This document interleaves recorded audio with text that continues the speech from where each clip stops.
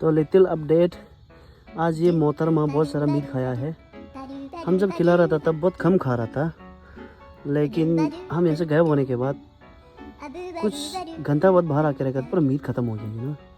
इतना से मीट खाया, मतलब इसको अकेला खाना पसंद है। इसका एक अंक क्या हो गया भाई, खोलो, क्या हो गया तुम्हारा अंक को?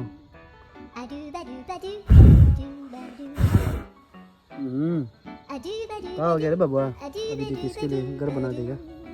आजकल टेम्पररी ऐसा रहने दो। After death I make home for you, home sweet home, तुम्हारे घर बनेगा।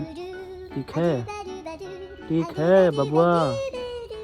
एक आंख से देख रहा है, तिरछी नजर, हाँ तिरछी नजर से तुम हमको देख रहे हैं। ये देखो इसका पंख बहुत बड़ा है।